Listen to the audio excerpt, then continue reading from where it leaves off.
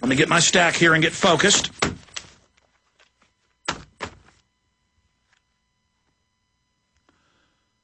And now, ladies and gentlemen, for my analysis of the British Petroleum oil spill that is now entering its third month.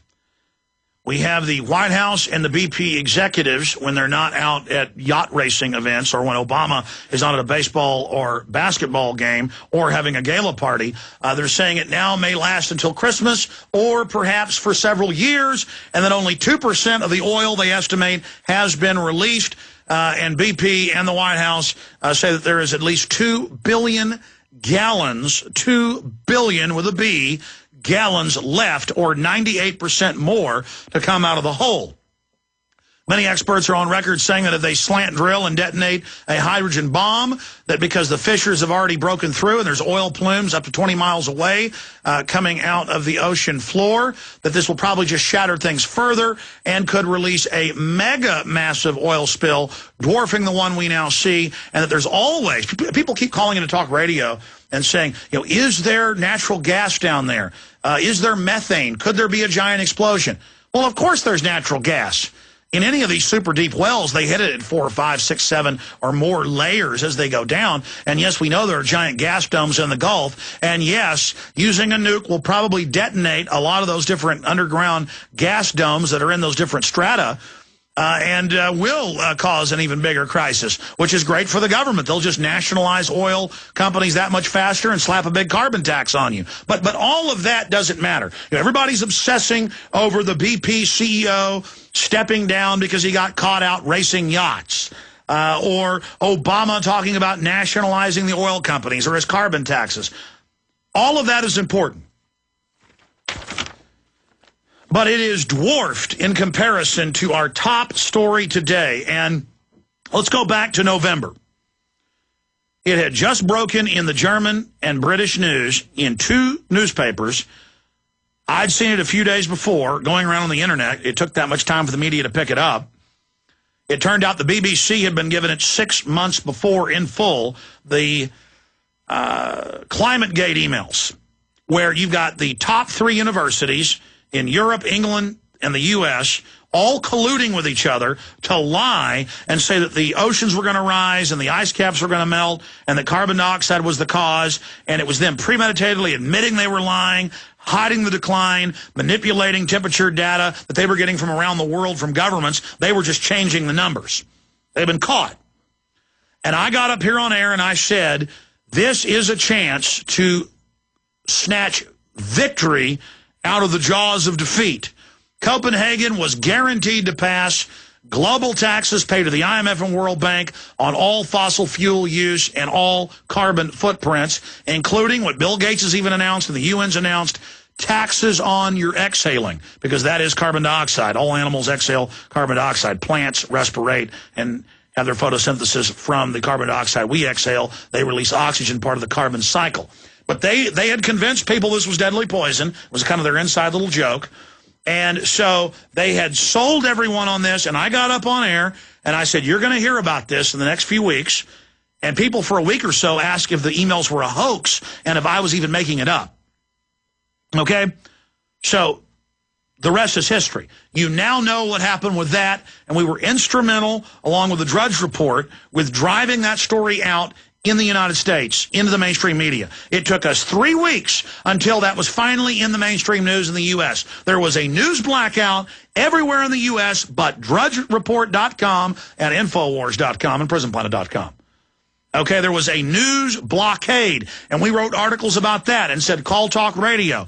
It took Limbaugh 2 weeks to cover it. It took Savage a week to cover it. It took Hannity 2 weeks to cover it. And I'm not saying those guys are bad. The point is, you know, Drudge and I, we were first in the U.S., but Drudge second. We commend Drudge.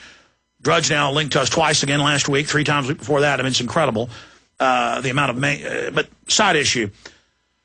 The point is, we were able to drive that out into the open together.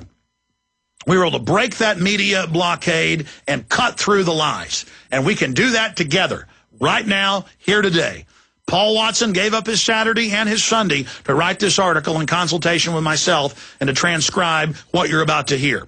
Now, I won't have time to read the entire 8-page article, but I'll assure you this is as important as LeBron James' fan appreciation worship session, where he's the new pope and people go into an auditorium and bow down to him and he barely shows up. You know, if we could get 4,000 Americans in every big city, that'd be millions put together. If we could get people as concerned about what's about to happen, most people are watching this Gulf spill like it's a spectator sport and getting into the whining and complaining and why won't they fix it and something needs to be done and arrest BP. Look, don't worry, BP's going to laugh last, and they're definitely part of this unless people wake up and take action on this issue. Now, here is the headline. And this is up on Infowars.com and PrisonPlanet.com right now. It is a plan of action, a plan of victory. If you will simply take action, this is such a huge issue. So start your engines, Info Warriors. It's got the phone numbers on it. And I'm going to add the number to Rick Perry, and I'm going to also add the number to Alabama and then the East Coast states. But the most important are Louisiana, Mississippi, and Florida right now. Their phone numbers and email are there. So get ready, folks. You want to do something instead of just sitting there and sucking your thumbs. You want to have an effect. And I'm talking to people that, again, went to LeBron James appreciation and he didn't even really show up for the event. I'm talking to those folks who were sucking their thumbs. I know my listeners are not thumb suckers. The point is, if you want to actually do something, you call other talk show hosts, you call newspapers, you tell them, get on this story. You send this to other websites. You tell them, get on it now. Get on it now and look at this information you're about to hear, because this is as big as ClimateGate. This is a house of cards ready to fall. This is a dangerous gamut. This is a deadly dangerous strategic move, roll the dice by the New World Order, and we have a very good chance of torpedoing them to the bottom of the ocean, figuratively, to the bottom of the Gulf of Mexico. They have miscalculated. If you take the bull by the horns, if you take action. So when we come back after this quick break, I'm breaking it down. States need to launch criminal investigation into BP. Okay, my friends, we are back live. Again, thank you for joining us. States need to launch criminal investigation into BP. Federal government's role in oil spill. You heard me right. I have read the Coast Guard's hearings, interviewing the people that were on board the emergency ships and the oil rig that survived, including the head of the drilling rig operation, the head of the operation for Halliburton as well. You've all heard the endless trivia in the news, but kind of hidden in the back that, oh, yes, the people on the rig, they knew months before. First it was weeks before, then a month before, now it's 2 months before, that BP executives from Houston, there were arguments on the ship over the satellite phone in front of the employees saying no one's ever dumped salt water in on top one of these instead of cement and mud. This is going to blow up. So we know they gave them an order that would cause it to blow up. We know they then blocked the states for the last 60-something days now from people being able to go out with the oil booms and block the estuaries so the oil couldn't go up into the rivers and streams and salt marshes where most of the fish go to lay their eggs and where the manatees live and where the dolphins calve.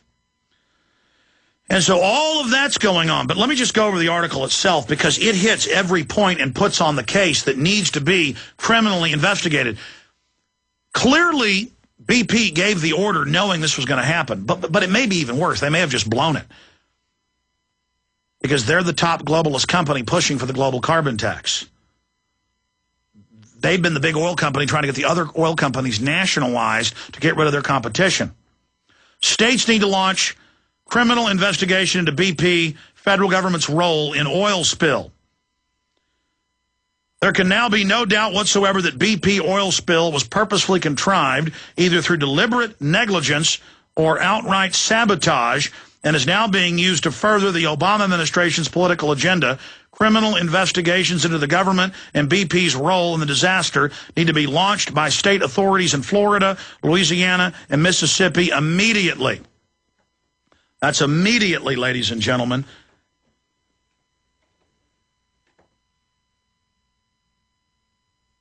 There can no longer be any doubt. Criminal investigations into the government and BP's role in the disaster need to be launched by the state authorities in Florida, Louisiana, and Mississippi immediately, while local authorities, public servants, also need to call emergency legislative sessions in order to take over emergency response efforts from the feds before the crisis gets much worse. Absolutely. Obama wants to play golf the last 2 days and go to parties, and the head of BP wants to go sail around on yachts. They're laughing at you. And, 6+ weeks ago, he dispatches some Nobel laureate down there, some egghead. Oh, here's a Harvard lawyer. He'll fix it.